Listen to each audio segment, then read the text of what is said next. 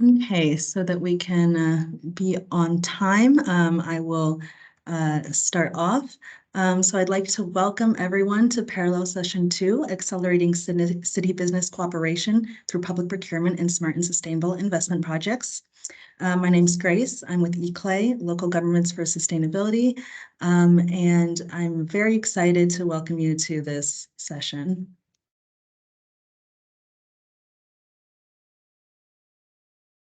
So a bit about the Smart City Marketplace. The Smart City Marketplace helps cities and towns of all sizes to achieve more sustainable urban environments and offers information on how to explore, shape, and deliver successful smart city projects. The marketplace offers a repository of EU climate neutral and smart city projects, a hub for those looking to bring sustainable urban projects to market, a matchmaking process to create and connect with funding opportunities, and a knowledge forum for exchange and reception of information on smart city topics. This session is focused on accelerating city to business cooperation through public procurement in smart and sustainable investment projects. Public procurement and delivery methods are key to forging successful cooperation between cities interested in including innovation in their net zero transitions and businesses offering technological, smart, and sustainable solutions. Today, we are going to see how cities and businesses can stimulate innovation, urban transformations, all through collaboration. We have a great lineup today. I've introduced myself already. I'm Grace, an officer at ICLEI Europe. First, my colleague Dominique Sandy will give us an introduction to the topic of public procurement and market engagement.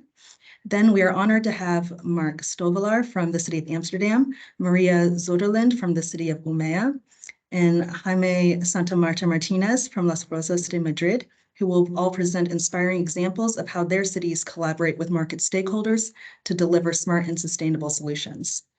We are also pleased to welcome Dr. Ahmed Elguindy from Siemens, who will offer a market perspective on the topic.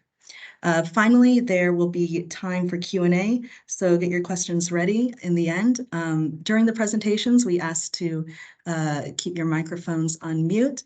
And if you have any questions, please have them in the chat or wait for the end where we can ask you to deliver them live. And Dominique, the floor is yours.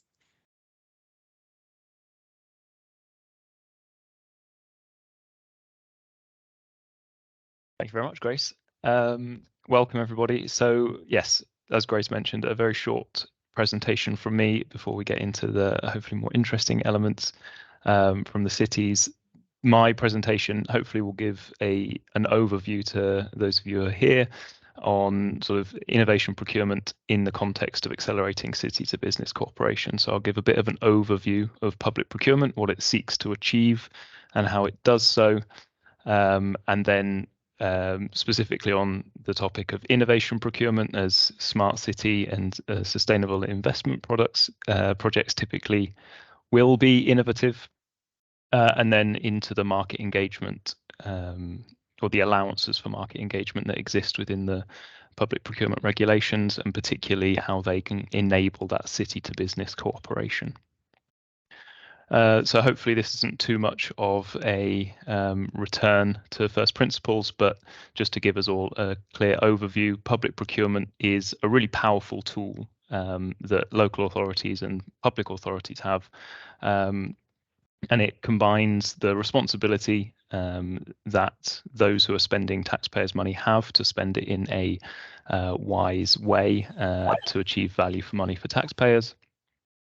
But also enables them to build in organizational objectives and wider societal goals into making sure that the things that they buy deliver on a wide range of objectives. The 5 kind of tenets of public procurement competition, so ensuring that as many organizations can bid as possible to ensure that value for money, transparency, proportionality, and predictability, so around ensuring that there's an equal treatment of bidders. The requirements of bidders are such that as many people can take part as possible, and to give that kind of notice, advance warning of opportunities that are coming up to enable the market to be able to respond to the needs of public authorities. When we're talking about smart cities, particularly innovation procurement is interesting. So this is one of the tools that exists within the procurement directives that enable public authorities to purchase innovative solutions. So in this diagram on the screen, you can see on the left-hand side, pre-commercial procurement, which I'm sure Mark will talk about later, which is related to purchasing innovation that isn't yet market ready, and the way in which public authorities and market actors can interact throughout that process. And then on the right-hand side, the public procurement of innovation solutions, so PPI, you're buying and commercializing newly developed solutions.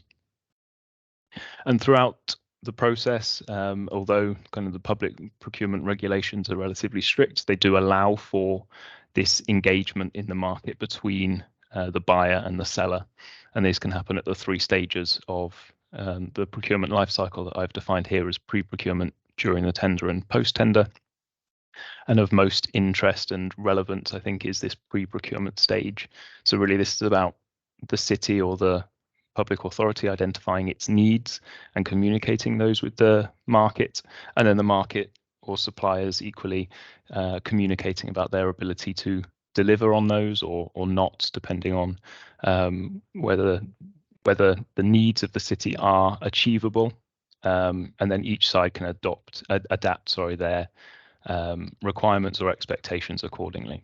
And hopefully that sort of city to business collaboration, which I've described, which is the city saying this is what I need, or this is what I think I need, and the market saying, okay, this is what we can do to address those needs, particularly when something is an emerging sector like smart cities, is particularly relevant for today, and gives you kind of a bit of an idea of how cities and industry can work together. And I will end my presentation there and then hand over to our city speakers to give you their view of how this can work and some examples from their cities. So hopefully that was interesting and prompts some engagement later on in the session, and I'll hand you back to Grace. Thanks so much for that. So next we have Mark Stoevelaar from the City of Amsterdam to present. Mark? Yes, good afternoon, everybody. Just a second, I will share my slides.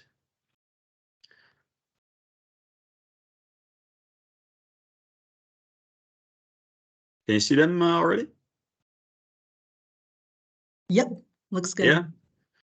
All right, great. So good afternoon, everyone. My name is Mark Stoevelaar. I work for the City of Amsterdam as a project manager. In the last 2 years, I've been involved in the one European project, Horizon 2020 project, AI for Cities, in which we, together with the market, developed multiple solutions in the field of energy and mobility, combined with AI solutions. So maybe good to give a short introduction of the importance that we see for city and business cooperation. I think that we in the innovation department in Amsterdam, we're working a lot of accelerating on the transition goals and obtaining the targets that we have. And I think that the cooperation with the market, may it be through European funding project, but also in general, I think that's what we really focus on. And I think that's interesting for a couple of reasons. So when you look from the city perspective, so I work in the innovation department, and we work together with the energy department, circularity department, smart mobility departments. And what you see is that very often the colleagues within those departments, they don't have the time and the resources to work on innovation and innovation procurement. So what we do within the department is say, okay, hey, we have our expertise in that, and instead of you trying to figure everything out yourself, we can really help you to work together with the innovative market. So I think that for the colleagues internally, it really helps to do that focused from a central department rather than figuring out themselves how it works. That also is related to the competences. So many colleagues, they don't know how to do tendering, how to procure, how to work on innovation. Maybe is a little bit far from their bed. So I think that really what we can help them with is focus on the content, on the topics that they're good in, and then take away the concerns when it comes to the cooperation part. When you look from the business perspective, and I think last but not least is the creativity. So I think that very often when we work from our own organization, we're a bit static in the things and the methods how we work, and we don't really see how we could apply innovation. We don't have the exact ideas, for example, and we don't know what's the state-of-the-art technologies that's going on in the market. So I think that especially for getting to a new level of creativity and seeing what opportunities in different fields of in the different topics that we work on, really see what the level of innovation is and how we could apply that in the cities. I think that's really important about working together between city and market. Then when you look at it from the business perspective, I think that what they can do is really see what is the demand from the municipalities, and what when we work on circularity or energy transition, what do we really demand? What type of solutions are we looking for? And then they can really build the solutions based on our demands, and then in that way make sure that there is a demand for the solutions that they're developing. I think another important thing of like working with the European funding procedures is really finding your way within the municipality. When you look, for example, at the city of Amsterdam, I think we have around 20,000 employees. For startups, for innovators, it's often really complex to find the right colleagues within the organization to work with. And I think that through the city market cooperation and bring it into structure with, for example, a European project, we can really help them to target the right colleagues within the organization to sort of sell their solutions to, because I think in the end that's what they're aiming to do. I think that also they receive the good feedback, and the municipality can be a launching customer. So I think for both sides, both from the municipality perspective and for the market perspective, is really interesting to see how you can really utilize that cooperation. Zooming in on the AI for Cities project, the main reason to start a project was our ambitions to reduce carbon emissions in the city. We have increasing carbon emissions. I think with the reports yesterday, we also saw the carbon emissions is still increasing, and we really wanted to see, okay, hey, how can we make an impact with new innovative solutions in those fields? So we decided to focus on the fields of energy and mobility, as we saw the biggest potential for solutions there. And then we challenged the market to develop AI-based solutions that could contribute to these challenges. So when you look at what was the timeline of the challenges, we started with the open market consultation, see what is the state-of-the-art technologies in the market, refined our challenges, and then made sure that we really put in the challenges that had the most potential impact. And we started with about 100 suppliers, as we call them, innovative market players that applied for the challenges. So those were in the request for tenders. We selected 40 for the solution design, where they really worked on working out the concept on paper, not a physical project yet. We selected then 20 to develop a prototype, which also received the funding for. And then in the end, we selected 7 of them to do an actual pilot. So each of the cities that we worked with did 2 of the pilots. We in Amsterdam did 1 pilot focused on energy, in the topic of optimizing building management efficiency, so try to reduce the energy consumption in buildings. And the other one was related to mobility, and really try to see how we can best allocate the shared mobility within the city to make sure that people don't tend to use their private cars, but rather try to use shared mobility. And I think that was really good that the challenges started broad. So we started with 100 companies in many different areas. In the end, we selected the companies that had the best solutions, but also the companies that had the best fit with the challenges that the cities face. So I think that really working like that, you make sure that the solutions that are developed and that are piloted also are attached to the city needs.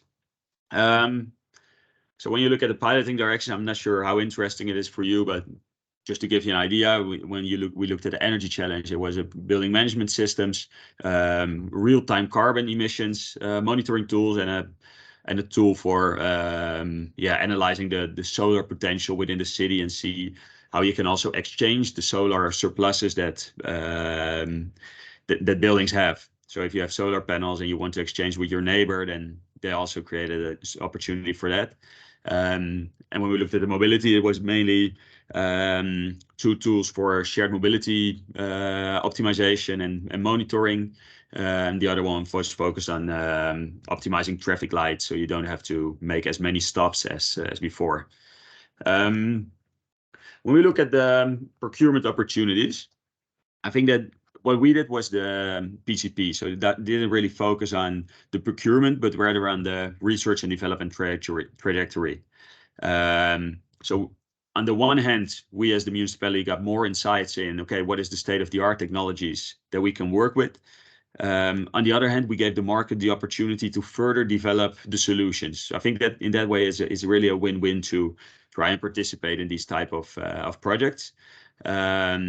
It also gave us the opportunity to compare the pros and the cons of the different alternative solutions. So we saw some solutions within the same field, and through the research and development procedure, we really got to see the strengths and weaknesses of each of the solutions. And when it actually comes to the PPI, that's where you see that solutions are developed to a level that they can actually be directly procured and that there is a market for them as well, which can then often be, it can be done after the PCP. So then you can also get some additional funding to actually purchase the solutions that have been developed in the PCP. So they're often in the sequence of PCP and then PPI. I think that looking at the procurement opportunities, because I think that's also what this presentation is about. I think it's our ambition to really scale up the cooperation between Innovative Market and the municipality. I think it's for a couple of reasons that we want to really take on the stimulating role. And I think the first one is really the need for innovative startup climate to accelerate on the transitions. So what I already said in the beginning, often is that from within the organization, we're quite static. And then you see these ambitious startups that really want to accelerate and scale up. And I think that through this cooperation, we can really make some more impacts in the things that we're doing.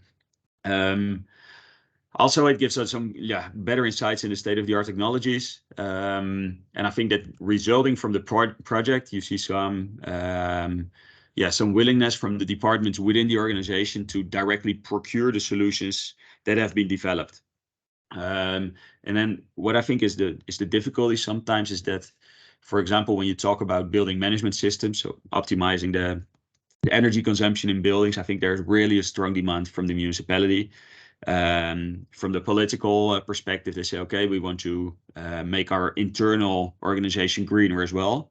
And then by optimizing your own real estate and making that more efficient, it's a no-brainer. We should definitely do it. What is the difficult thing, I think, is that sometimes the people from the departments, they say, okay, we have been testing with this new technology and we really see the potential. But then because it's relatively new to them, they say, okay, we need some more time to compare different alternatives. So they have now done one pilot and they can see the effects. But in order to say, okay, hey, we want to procure this for our whole organization, you see that they need some more, some more proof, some more comparisons to really base their decision on. And I think that apart from the opportunity to procure the solutions after the PCP, which I think we intend to do, not through the PPI, but I think it would be more in a direct procurement procedure. Working with the market also gave some like valuable insights into the practical, operational, and legal restrictions.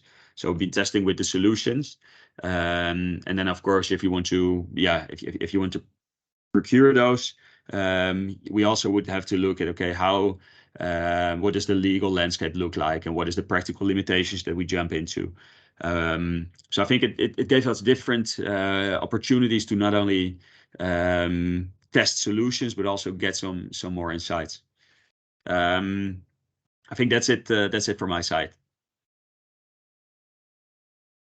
Great, thank you so much, Mark. You really touched on both the challenges and opportunities, and it was a very interesting project. So thank you so much for sharing. Next, we have Maria Söderlind from the city of Umeå. Maria? Thank you. So I'll just share my screen also. Okay. So I'm going to talk about Umeå's road to benefit from sharing open data. And this will really be like a story about when, how open data in Umeå came to be alive, and the challenges we were met by doing this. So we start in the beginning. This was 2019. And Umeå was part of a project, and one of our deliveries was a smart city decision support platform. And we wanted this to be built on open data. So our goal was to make it possible for anyone to make well-founded decisions based on open data. So we wanted this platform, and we wanted the sources from data that it could harvest would to be existing data sets, new data sets, sensor data was really important for us, and project-generated data, not only from this project, but from projects that were to come. And also, we wanted then anyone, and we wanted this to be open data, as I said, and we want anyone to be able to search data on this platform, do analysis, see visualizations, and of course, to use this data in discussions and decision making. And another thing we really wanted was the possibility to, on that portal, combine data. So if you had a data set with the geographical data, a map, we wanted someone to be able to, on the portal, take that map, put another map on top of it, and another, and so on, to be able to see patterns you wouldn't be able to see otherwise. And in the end, we did get our open data Umeå platform. But to get there, we decided to do a procurement. And why would we do a procurement? Because it would have been so much easier to just scan the market, see if there was something there that maybe met our requirements, or do it ourselves. But there were two main reasons. One was that this was a project initiative, and we really wanted this decision support platform. We wanted it to be able to stay alive after a project had ended. So we really wanted to do it the proper way, to secure that Umeå got a license that could be renewed after a project without any fuss. And reality was also that we didn't have the resources or the knowledge to do this ourselves. So for the process, we knew our requirements. It's also things I only told you, but it was supposed to be open data. You are supposed to search data on it, do analysis on it, combine data, all those things. So the list of requirements was fairly easy for us to create. But during this process, there were many discussions, and we didn't expect that. And I was kind of naive. This was my first procurement process within the municipality, and I wasn't prepared to all the questions and all the discussions, sometimes very heated, the people who wanted to sell our product to us. So there were two main lessons to be learned. One, if you are the one that want to buy something, you have to be super clear with everything. Don't assume things. Like I assume that since we said this is one of the requirements was this is supposed to be a portal for open data. But for me, it went without saying that users, visitors, are not supposed to have to register and create a user. Everyone should go there just without we knowing who it was. A lesson learned if you want to sell something is that sprinkles on the top means nothing unless we ask for sprinkles on the top. So you can't come to me as a seller and say, I know that my system is, I know the user interface is really ugly and it's hard to work with. But you know what? We think about the future. In the future, if you want this, this, and that, you already have it. But you know what? If you didn't ask for this, this, and that, you don't get extra point for that. Now, after procurement, I would realize that buying a technical platform, that's not really difficult. The challenge is to make stakeholders want to share data. Today, we know that by sharing open data, we really save resources, we save time, and in sometimes the quality of our own data has improved thanks to the fact that we share it as open data. But at that time, that was only word, it was something I said. And for the stakeholders, it really came down to, what's in it for me? Tell me, Maria, why should I share open data? And we had the answer just in front of it. It was the visualizations. By showing stakeholders the visualizations that were possible on the platform, they could realize that, okay, this is really something. People can understand my data now. We can use this in our daily work, and visitors can also look at the data, search and find things. And then I also introduced dashboards to them. And I told them, if you were to share open data with your KPIs, you can create a dashboard that use those data. And then if you make the dashboard the right way, you can decide yourself that you want to highlight, this is really important. This is what's really interesting about our data. You can have your presentation for the boards ready. And you know what? If you take care of your open data, and you update it, then your dashboard, your presentation will also be updated all the time. And one of the data sets we have in Umeå is regarding our waste plan. And we have created a dashboard reading that data. And as you can see, we have three main goals in our waste plan. We have 10 indicators in total. And for each indicator, you can then see what is the desired trend. What is the value right now for it? Do we have a specific target value? And we have visualizations for the indicators. And this is not shown in this slide, but we also have possibility to download the data that we use to do the visualization. We have a description. Why do we measure this? How do we measure this? So to summarize it, for us, the real challenge was not the procurement process. It was difficult, but it was not the real challenge. The challenge was afterwards to make stakeholders want to share data. And I will end with giving you one advice, and that is be smart about your data. Show that by using visualizations, data can actually be used to support and promote your changes. Thank you. Thank you so much, Maria. I just stop. Mm-hmm. Yeah, no, I just couldn't stop sharing. Okay. No worries. Yeah. Thank you so much for the presentation. And I will move on to, we have Jaime Santamarta Martinez, who is a councillor from Las Rozas de Madrid. Jaime?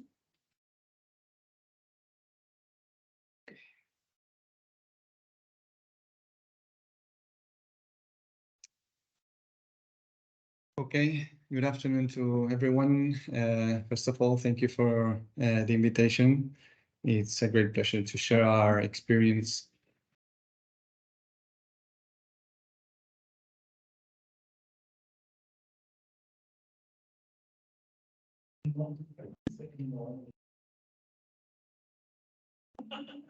Jaime, we don't have any sound. Yeah, it's without.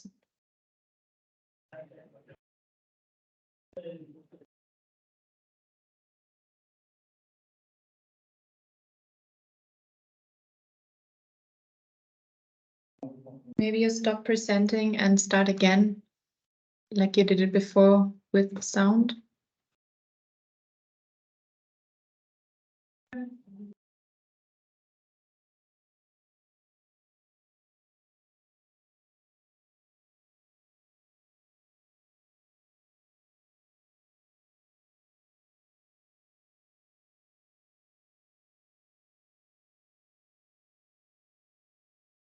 Okay, this is what Las Rozas is. It's a city of innovation, and well, the first or starting point is or was for us to create a local ecosystem. No, this was the necessary point in order to procure innovation.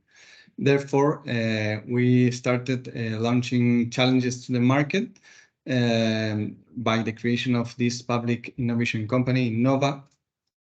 And this is going too fast. Let me just a second.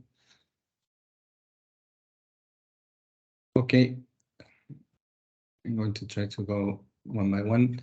We started launching challenges to market. As I told, we wanted to create an ecosystem with the networks we were working with, and with the companies settled in the northwest region of Madrid. This is why we created Innova, which is a local public and company whose aim is to promote innovation and to help the local authority to accelerate our own processes when procuring technological projects. In this sense, we are currently working in the creation of a regulatory living lab for Las Rozas, so that companies which want to create solutions and test solutions can have Las Rozas as a sandbox of innovation. Even if these solutions can be well suitable for the needs of the local authority, it would be great. But if not, it's also great, because what we want is to create this and promote this ecosystem and for instance create this atmosphere of talent, which is very necessary currently in our municipalities. No? This is why we created our smart city platform, so that we could implement all the verticals we are deploying currently in the municipality. And I want to say that in this sense, alignment with supramunicipal policies are very important, because sometimes we start implementing innovation and technologies and solutions for the public authorities, but sometimes these are not aligned even with the European directives or even with the national and regional policies we have here in Spain. We are working hand to hand with Madrid regional government, who has published recently their digitization strategy for the next years. And this is why Las Rozas is now the headquarters of the IoT cluster for the regional government, and several companies, big companies, small companies, startups, are part of this cluster, whose goal is to develop solutions for cities in order to make them smart, and to test them here in Las Rozas, and to integrate or implement these solutions or these data sets onto an open smart city platform, which is very important, as my fellow was telling before, to share this data afterwards in an open data platform. Okay. What are the means we have put over the table so we could develop this project? Well, Las Rozas Innova has a group of experts and technicians who help us, the council, to develop these innovative projects. Particularly, we have created a public procurement office in Las Rozas Innova so that they can help us with the whole cycle of procurement, from the starting point of identification of the needs we have and challenges we should start exploring, up to the follow-up of the project when it's already procured and it's already contracted and it's being developed. So this is very important for us, at least in Spain, because the contract law in Spain makes innovation go very slow for the public authorities. So we understand that innovation goes very fast. In 2 years' time, the solutions we have now would be obsolete. So we needed this mechanism in order to go as fast as the innovation goes. No? Due to this procurement office, we launched several market consultations with some projects or challenges we had identified. And I've shared here the website in case anybody wants to have a look at it in another time. But I wanted to showcase the results of that demand map we had after the market consultation. There were 35 proposals from several and diverse sectors, from private sectors, from technological centers, research centers. The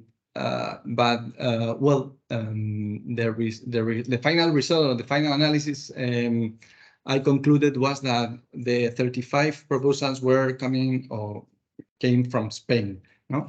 And I understand the initiative of the Smart City Marketplace, as others that are taking part or we are taking part of it, like Procura Plus Network or others, are very important because sometimes we only reach the national solutions, no?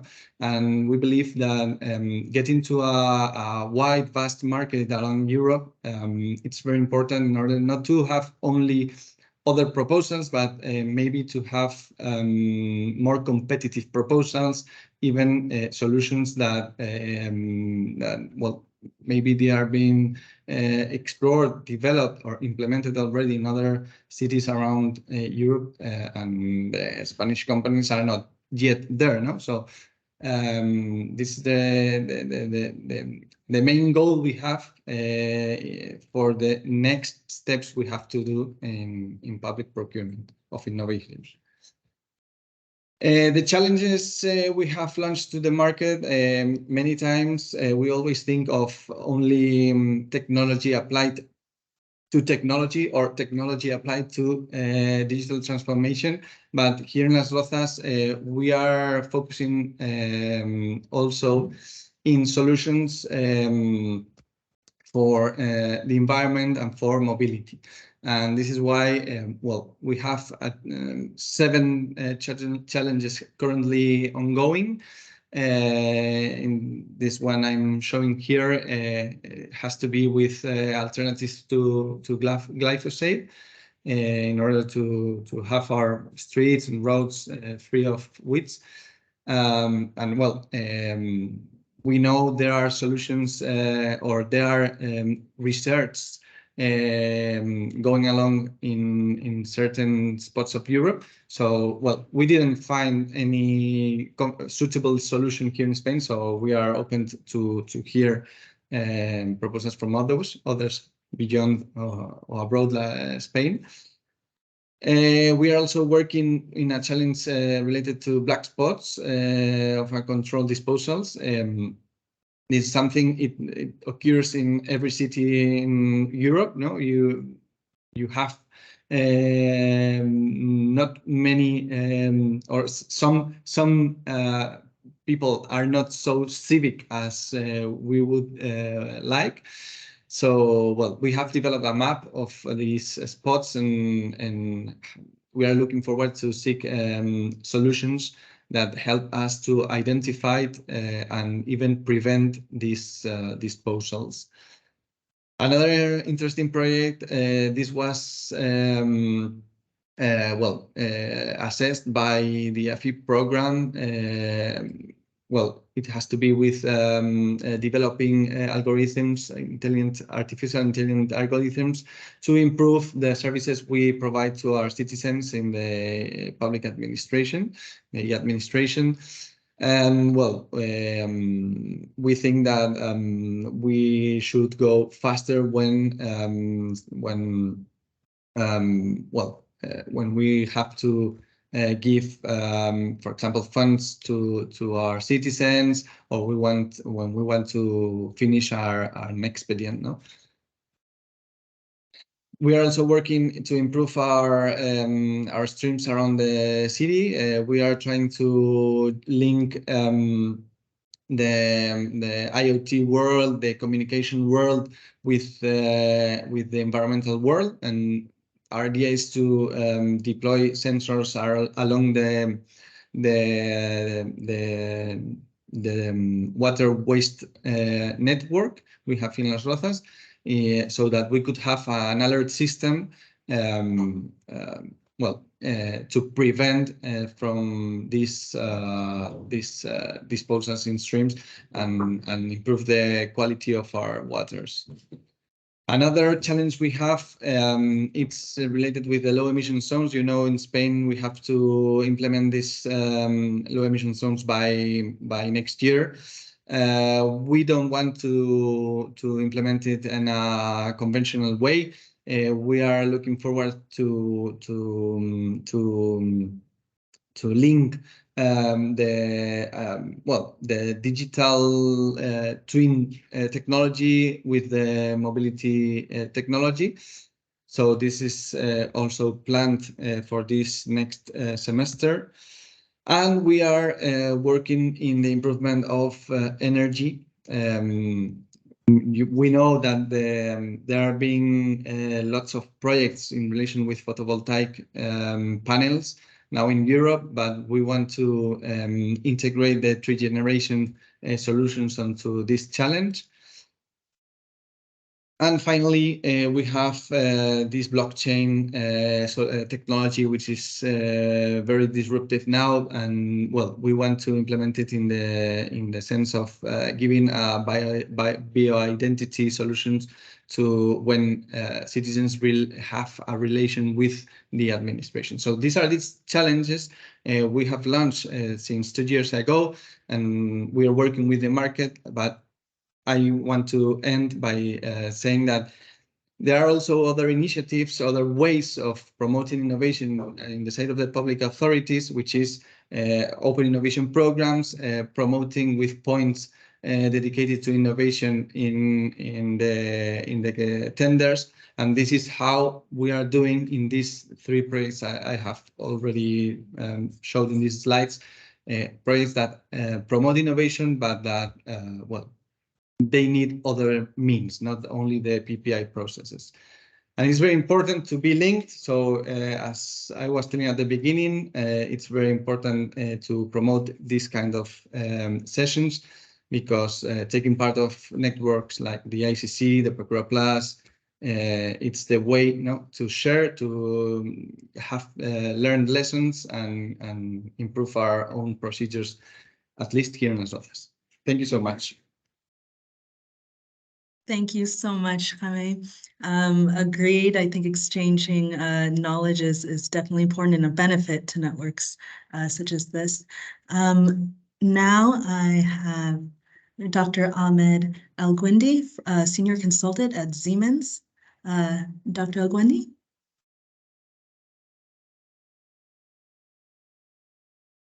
So, thank you, Grace. I'm just going to full screen mode quickly. And I know that we are a bit short on time, so I will be as brief as possible within the 5 minutes time frame that we had. So we understand really the journey of the multiple cities that have discussed today, the challenging environment that they had. The success is really heavily influenced by the user experience they want to implement, and more importantly, the challenges they see in the procurement experience and selection of the different technologies. How did we take this element within Siemens? So we really started to outline the different drivers that we typically see. Starting from the data connectivity, we've seen one presentation today. Yeah, we have a data platform, we have a procurement, but people don't really want to share those data. Environmental performance aspect. So we've seen some innovative products today on smart mobility, solar PV just now, technical security monitoring, increased need for the cost and efficiency and competitiveness, but more importantly, the complicated procurement process, whether it's from the buying or the selling side, and how do you really include and make sure that the functional and technical specification are really out there within the tender that we typically provide by the cities. We have taken those multiple drivers. We have framed them into a so-called smart scoping approach that we have developed within Siemens. This is a consultancy product. This is not a vendor product. And what we mean by that is that this product provides you the guidance necessary to really select the technologies that really make sense for you based on a set of requirements, based on the development in multiple dimensions, whether it looks into the smart grid applications, water and waste management, public safety, but more importantly, it addresses the aspect of the data analytics, connectivity between the different centers, and how to ensure a cyber secure system that really adheres to those different requirements. And looking into this framework, what does it actually do at the end of the day? If you would look into the different use cases or technologies that are out there within those domains that I just mentioned, such as the energy, transport, water, and waste management, there is really a variety and a multiple spectrum of those different technologies or use cases or application, regardless of the naming that you want to put. And this is, someone would believe this is the menu that we are offering. No, not really. Most of those products that you see here are just exemplary use cases. And more importantly, this is just a glimpse of the smart technologies which are available in order to reach a smart city framework. So the question, first of all, would be, how do we make a filtering of those different technologies? How do we select it to address the strategic goal that we have? And how do we make a selection and sizing of those different applications? And this is what specifically we are doing through this framework for multiple cities around the globe. So we start by a benchmarking exercise. So we look into the city context, which are the relevant clients that we have previously engaged with and had similar size, similar problems, similar user profile, similar use cases that needs to be addressed. So those are mapped into the strategic orientation goal. What do we intend to do by this smart city? Are we looking into a green field? Are we looking into a brown field? Are we trying to create the smartest city out there? Are we trying to reduce our net zero targets? Are trying to meet our decarbonization aspects? And from those, this is where the mapping takes place to the application and technologies to be selected and sized. And this looks into its maturity level and its ease of implementation. And lastly, how do you really create the necessary tender documents to be able to go through the procurement round? And this procurement could go through a governmental entity. It could go through a PPP, triple P agreement.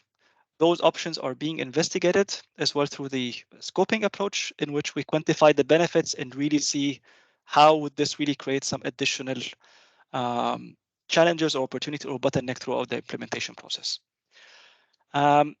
This framework, we have applied it in multiple cities. We've tried to invite some of those colleagues to really present for us today, but giving some conflicting scheduling problems, they were not able to attend, but we're happy to really guide you through the journey to really get a feeling what has been the success stories, the lessons learned, both from developed and developing countries. So the framework is really capable of really dealing through its holistic approach to the different aspects. What I want to spend in the last minute, partnering with our team as a vendor agnostic entity. So although everyone knows Siemens is one of the leading technology providers, once again, I want to stress on this is not the part of the team that they're working on. We have the technical know-how as a provider, but our recommendations are purely open standard and mutual neutral. So we give you what really needs to be met under the IoT, OT landscape, what are the functional aspects that needs to be there.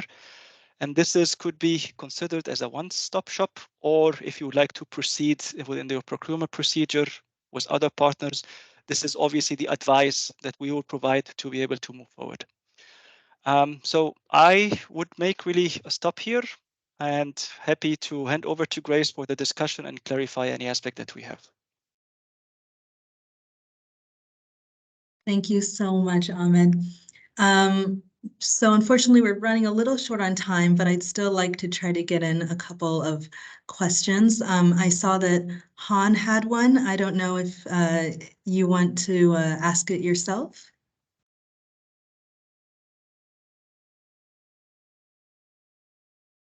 We cannot hear you, Han. You are muted. That should be better, right? Perfect. Okay, thank you. I'm especially interested in investments that are or in renewable energy or sustainable energy assets or in energy efficiency, which is one of the most difficult subjects to address because it's very cost intensive and it's something that only pays back on the long term. And so given the situation that many cities have limited public budgets, I know, for example, that in the European rules on budgeting, there are clauses that allow you to do, for example, energy efficiency investments off the balance sheet of the local authority. Is anyone having experiences with this kind of investments, or would you have any recommendations on that? I know it's a bit out of the scope of the subjects here, but I'm also confronted with the fact that cities always are wondering, like, for deep investments in energy efficiency or for example, energy communities with shared assets between citizens and also municipal buildings, how that could work.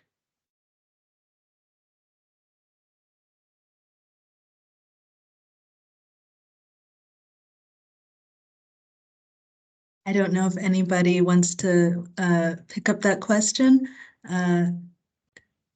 If not, maybe we can think on that and get back to you, Han. Yeah, if it was clear enough. I don't know if my question was clear enough. So if not, I can explain further in the chat. Perfect. Maybe It that might would work. it might be something that we can pick up afterwards, Han, and introduce you to our sort of energy team. I think Ahmed, you mentioned a PPP in terms of, you know, private-public partnerships, and they're typically used for those higher expenditure infrastructure type projects, which might be a way of kind of combining public procurement but taking off the balance sheet the cost of that infrastructure. But I don't know from any of the cities who have presented whether they have experience or whether there's really overlap with the smart city subject matter. If not, we have another question from Daniela, if you would like to ask. Yes, great. Thank you very much to all the projects, all the cities that have presented. I just would like to know about the timeline, because we talk about pre-procurement process, procurement processes. So because you mentioned, most of you, that this market consultation process, no? So just to have an idea of how long does it take, because I don't know if it's an issue of years, if it's an issue of months. So probably you can clarify. Of course, I think it will depend on the solution, but how long more or less does it take in the whole procurement journey? Can you give us some insights about it? I don't know, probably in Amsterdam or in La Rozas. Yeah, sure. Sorry. Mark, go ahead. So to give a little bit more explanation on how the process looked like, the full project lasted for 3 years. So basically, first, I think year was for, say, half a year for doing all the market consultations, looking at the cities, what are the main challenges, what are the fields that you're looking for solutions, what have you tried already, what worked, what didn't, all things like that. And then also doing the market consultation and see, okay, what are the directions that the market is developing in. And I think all in that takes like little bit over half a year. Then we prepared for the tender. So we wrote the tender, we write all the criteria, the tenders, the solution focus and stuff, or at least the thematic focus. So I think that after that, we already were like 1 year in the project. And then we had the 3 phases, which lasted for maybe 6 months per phase. So 6 months for the first phase, which is the solution design, and then approximately we have the selection procedure again, 6 months for the prototyping, 6 months for the piloting. And I think that the mistake that we made in the end was that 6 months to execute the actual pilot is not sufficient. So once you have been selected, you need to get in touch, find a use case, fly over maybe or maybe not fly because it was on carbon emissions reduction, but take a train to Amsterdam and explore the building, for example, that you want to work in, prepare for the pilot. So when you're actually going to install something and actually launch the pilot, you're already 3-4 months in, and then you only have 2 months left for testing, which you want to do a little longer. So I think that lessons for next time is to do the piloting at least a year, so you can also test over the different seasons, because some solutions work better in summer and some work better in spring or whatever, winter. Great, thank you. I think it's about time to wrap up, so I would like to give a very warm thank you to our presenters, as well as our audience for participating. Sorry, I have a cough. So sorry. So please keep a lookout to join the marketplace for our next events. We will have publications such as on procurement, and we have our application for our matchmaking services